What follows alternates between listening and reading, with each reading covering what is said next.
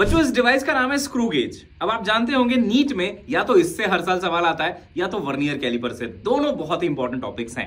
आज हम लोग सीखेंगे इस वीडियो में कि इस स्क्रू गेज का लीस्ट काउंट कैसे निकालते हैं और ये कैसे काम करता है। इसको घुमाने से ऐसा क्या होता है कि ये बहुत एक्यूरेट मेजरमेंट दे देता है। तो चलो आओ जानते हैं।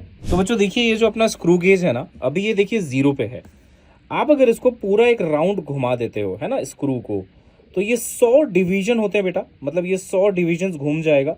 और देखो जब ये 100 डिवीजन घूम जाएगा ना, तो इसको हम कहते हैं बेटा मेन स्केल। और यहाँ पे ना ये 1 mm आगे खिसक चुका है।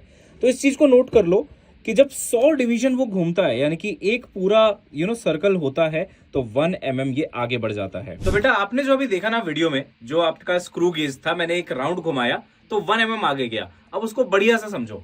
तो पहले आपका जो स्क्रू गेज का स्क्रू है बिल्कुल यहाँ पे था, 0 पे था। तो देखो मेन स्केल बिल्कुल भी ओपन नहीं हुआ था। अब जब मैं इसको घुमाता हूं, ऐसे ओपन करता हूं, तो ये एक सर्कल में 100 डिवीजन होते हैं। देखो ये 100 घूम के दोबारा से 0 में आ गया। देख रहे हैं 95 के बाद फिर से 0 में आ गया। 1 रोटेशन कंप्लीट हुई बेटा। इससे क्या हुआ, ये 1 mm आगे खिसक गया। आप स्क्रू को जब घुमाते हैं तो बाहर आता है ना, बस वही वाला सीन है। तो 1 mm आगे खिसक गया। इस 1 mm को कहते हैं बेटा पिच। तो पिच क्या है, एक पूरे सर्कुलर रोटेशन में कितना मेन स्केल आगे बढ़ा, तो 1 mm बढ़ा। अब अगर आप लीस्ट काउंट निकालना जानते हैं तो देखिए कैसे होगा लीस्ट काउंट। लीस्ट काउंट होगा pitch upon number of circular scale divisions. Pitch कितना है, देखिए 1 mm। 1 mm आगे खिसका है। सर्कुलर स्केल डिविजन्स कितने थे, 100। तो आपका आंसर आएगा सीधा 1/100, यानी कि लीस्ट काउंट इज 0.01 mm। एक तरीके से हुआ क्या, इस 1 mm के मोशन को 100 हिस्सों में डिवाइड कर दिया गया।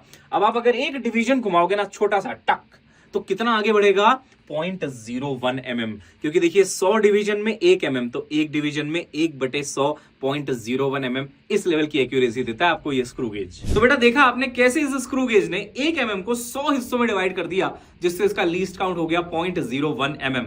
अब तुम मुझे बताओ, अगर इसमें 100 की बजाय सिर्फ 50 सर्कुलर डिवीजन होते और फिर वो 1 mm आगे जाता, पिच 1 mm होता, तो कितना लीस्ट काउंट होता, कमेंट करके जरूर बताना।